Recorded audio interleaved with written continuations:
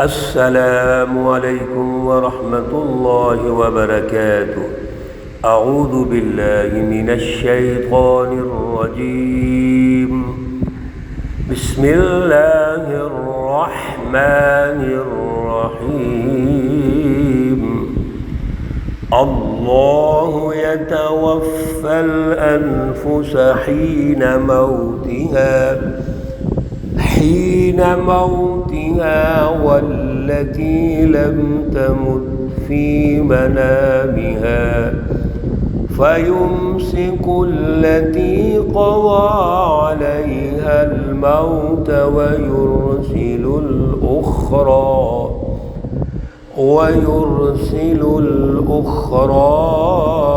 إلى أجل مسمى إن في ذلك لآيات لقوم يتفكرون۔ صدق الله العلي العظيم۔ اللهم صل على سيدنا ومولانا محمد النبي الأمي وعلى آله وأصحابه وبارك وسلم وصل عليه۔ معزز سامعین و سامعات، سورۃ الزمر پارہ نمبر 24 اور آیات مقدسہ نمبر 42، 43 اور 44 ہیں۔ اللہ رب العزت ان آیات کا فہم اور شعور عطا فرمائیں اور عمل کی توفیق اور صلاحیت عطا فرمائیں۔ اللہ رب العزت نے گزشتہ درس میں رسول اللہ صلی اللہ علیہ وسلم کی جو جد و جہد ہے، آپ کی کاوشیں، کوششیں، ان کو سراہا اور رسول اللہ صلی اللہ علیہ وسلم کے ذریعے سے ان جھوٹے سرداروں، ظالم سرداروں کو یہ اعلان فرما دیا کہ اگر آپ کو میری بات سمجھ نہیں آ رہی تو میں نے تو بات کرنی ہی کرنی ہے، میں نے عمل جد و جہد کرنا ہی کرنا ہے۔ کیوں؟ یہ میری ڈیوٹی ہے، میری ذمہ داری ہے۔ اب آپ نہیں سمجھے تو ایسا ہے کہ آپ بھی عمل کرو، آپ بھی اپنی کوشش کاوش جاری رکھو، میں بھی جاری رکھتا ہوں۔ ان قریب پتہ چل جائے گا کہ دنیا اور آخرت کے اندر کون رسوا ہوگا، کون ذلیل ہوگا۔ چنانچہ رسول اللہ صلی اللہ علیہ وسلم کی جد و جہد سے پتہ چل گیا بڑے تھوڑے عرصے کے بعد کہ دنیا کے اندر رسوا کون ہوا؟ ابو جہل ہوا، ابو لہب ہوا، سرداران مکہ ہوئے۔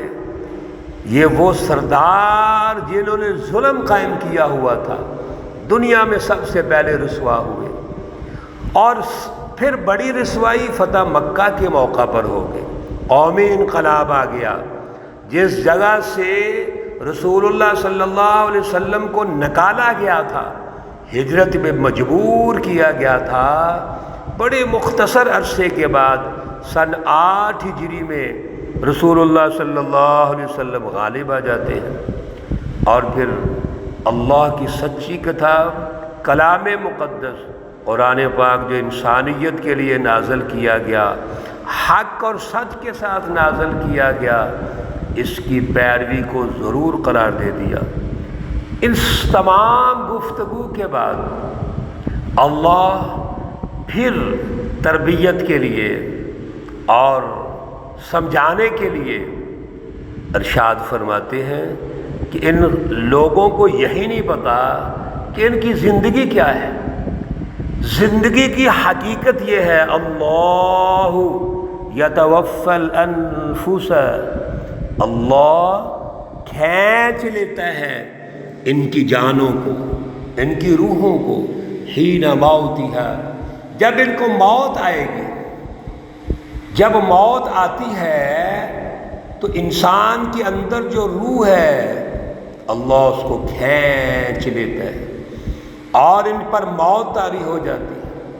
اور یہ موت تو ایک حقیقی وجود ہے، اس کا باقاعدہ ایک وجود ہے۔ سورۃ الملک میں اللہ رب العزت نے فرمایا خلق الموت والحیات لیبلوکم ایکم احسن عملا۔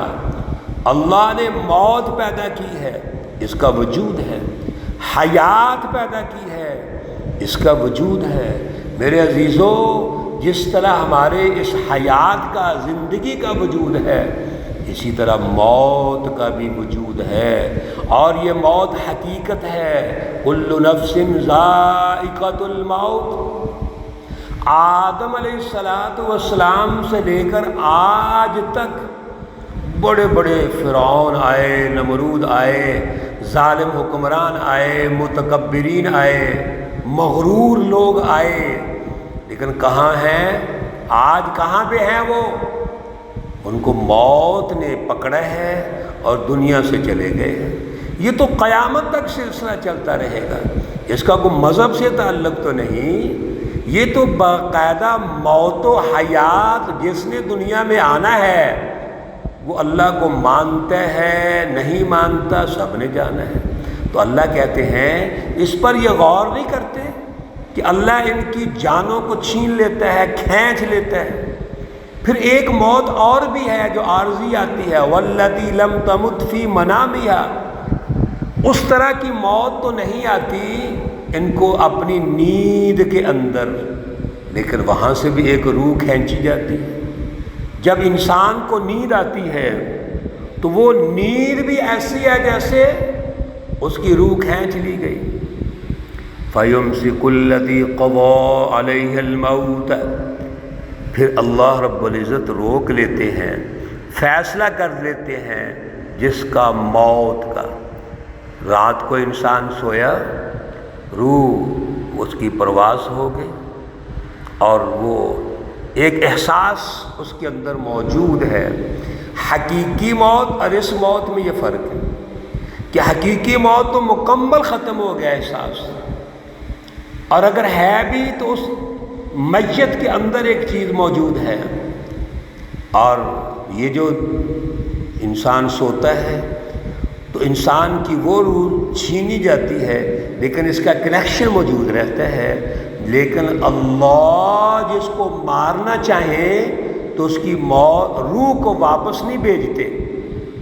وَيُرْسِلُ الْأُخْرَىٰ، اور جن کو اللہ زندہ رکھنا چاہتے ہیں ان کو بھیج دیتے ہیں إِلَىٰ أَجَلٍ مُّسَمًّى، ایک وقت مقررہ تک۔ اللہ نے وقت طے کیا ہوا ہے، اس وقت کے مطابق اللہ واپس بھیج دیتے ہیں۔ اگلی بات بڑی پیاری کہی میرے عزیزو، مسلسل اللہ ہر دوسری تیسری آیت کے بعد یہ ارشاد فرماتے ہیں، اور میں بھی توجہ دلاتا رہتا ہوں، ان فی ذلک لآیات، بے شک اس سارے واقعہ میں نشانیاں ہیں، پتے کی باتیں ہیں۔ حضرت شیخ الہند مولانا محمود حسن ترجمہ کرتے ہیں، اس میں پتے کی باتیں ہیں، نشانیاں ہیں۔ لِقَوْمٍ يَتَفَكَّرُونَ، اس قوم کے لیے جو غور و فکر کرتے ہیں۔ یہ موت و حیات، یہ نیند، یہ سب کچھ اللہ مثال دے کے سمجھاتے ہیں کہ اس میں غور و فکر کرنے والوں کے لیے تو نشانیاں ہیں، اور جو غور و فکر نہیں کرتے وہ تو رات کو سوئے، صبح اٹھے، پھر اپنے کام پہ چلے گئے، پھر سو گئے، اٹھ گئے، بس ان کے لیے نیند کی حقیقت یہ ہے۔ اور اسی طرح وہ دیکھتے ہیں کہ ایک انسان کو حقیقی موت آ گئی ہے، اپنے ہاتھوں سے اس میت کو قبر میں اتارتے ہیں، لیکن سمجھتے نہیں۔ وقتی طور پہ رونا دھونا ہوتا ہے، وقتی طور پہ آہ و بکا ہوتی ہے، اور رزلٹ کیا نکلتا ہے؟ غور و فکر کوئی نہیں۔ غور و فکر کرو میرے عزیزو، غور و فکر کرو، سوچو یہ موت آئی، اس کا نتیجہ کیا نکلا؟ انسانی زندگی ہے کیا؟ اس کی حقیقت کیا ہے؟ یہ غور و فکر کرو۔ ام اتخذوا من دون اللہ شفعاء، کیا انہوں نے بنا لیے ہیں، پکڑ لیے ہیں اللہ کے علاوہ سفارشی؟ اللہ کے علاوہ اور لوگوں کو سفارشی بناتے ہیں، اپنے بتوں کو سفارشی بناتے ہیں۔ کبھی یہ سمجھتے ہیں کہ ہماری جو بڑی ایک کمپنی ہے، مافیا ہے، تو وہ طاقت کے بل بوتے پر ہم دنیا کے اندر اپنے مسائل حل کر لیں گے۔ میرے عزیزو، یاد رکھو، اللہ کے ہاں سفارشی کوئی نہیں، صرف وہ ہے جس کو اللہ اجازت دے۔ رسول اللہ صلی اللہ علیہ وسلم قیامت کے دن جب سارے اللہ کے نبی بھی کہیں گے یا ربی نفسی یا ربی نفسی، رسول اللہ صلی اللہ علیہ وسلم کو اجازت ہوگی، وہ کہیں گے یا ربی امتی یا ربی امتی، اے اللہ میری امت کو بخش دے۔ اب رسول اللہ صلی اللہ علیہ وسلم بھی سجدہ ریز ہیں، اللہ کہیں گے ارفع رأسک واشفع تشفع، اے پیارے حبیب سر اٹھائیے، مانگیے کیا مانگتے ہیں، ہم آپ کو سفارش کی اجازت دیتے ہیں۔ اس لیے سفارش تو اس کی ہوتی ہے جس کا کنیکشن ہوتا ہے، اس کی قبول کی جاتی ہے۔ اس لیے کہہ دیا قل، فرما دیجئے اولو کانوا لا یملکون شیئا ولا یعقلون، ان کو اختیار نہیں ہے، وہ مالک نہیں کسی چیز کے اور نہ ان کو سمجھ ہے۔ جو شخص کسی چیز کا مالک ہی نہیں ہے، عقل ہی نہیں رکھتا، شعور نہیں رکھتا، وہ کیا ریکویسٹ کر سکتا ہے؟ یہ تو وہ ریکویسٹ کریں گے جن کا اللہ سے تعلق ہے، کنیکشن ہے، اللہ کے بندے ہیں، پھر وہ اللہ کے سامنے سفارش کریں گے تو میرے عزیزو اللہ ان کی سفارش کیسے موڑیں گے؟ اس لیے آگے اگلی آیت میں فیصلہ دے دیا قل، فرما دیجئے للہ الشفاعۃ جمیعا، سفارش کے تمام تر اختیارات اللہ کے پاس ہیں، اللہ کے پاس۔ اللہ کس کو اجازت دیتے ہیں، کس کی ریکویسٹ مانتے ہیں، یہ اللہ کی مرضی ہے۔ کیوں؟ لہ ملک السماوات والارض، اسی کے لیے ہیں زمینوں اور آسمان کی بادشاہت۔ اس زمین پر جہاں ہم رہتے ہیں اور یہ آسمان جو اوپر نظر آتا ہے اور جو کچھ اس کے درمیان میں ہے، اس کا مالک، اس کا خالق، اس کا با اختیار بادشاہ وہ اللہ کی ذات ہے۔ تو پھر کس کی مجال ہے کہ اپنی مرضی سے کوئی سفارش کر دے؟ ثم الیہ ترجعون، پھر اسی کی طرف تم نے لوٹ کر جانا ہے۔ میرے عزیزو، ان آیات میں اللہ رب العزت نے موت کو سمجھا کر ہمیں یہ واضح کر دیا کہ اللہ کے پاس جانا ہے، موت برحق ہے، اور اللہ کے پاس جانے کے بعد سفارش بھی اللہ کی مرضی سے ہوگی اور انہی کی ہوگی۔ اولئک هم المتقون، پچھلی آیات میں گزرے ہے، جو متقی ہیں، جو اللہ کے بندے ہیں، اللہ ان کی سفارش ضرور مانیں گے، ضرور قبول فرمائیں گے، ضرور ان کو ترقیاں دیں گے۔ نہ بھی سفارش ہوگی تب بھی اللہ ترقی دیں گے۔ اللہ ہمیں بھی ان لوگوں میں شامل فرمائے جن پر اللہ رحم فرمائے اور دنیا میں بھی آخرت میں بھی ترقیوں سے نوازے۔ اللہ رب العزت تمام بیماروں کو شفائے کاملہ عاجلہ مستمرہ عطا فرمائے۔ اللہ رب العزت تمام مرحومین و مرحومات کو جنت الفردوس میں اعلیٰ مقام عطا فرمائیں۔ ربنا تقبل منا انك انت السمیع العلیم وتب علينا إنك أنت التواب الرحيم.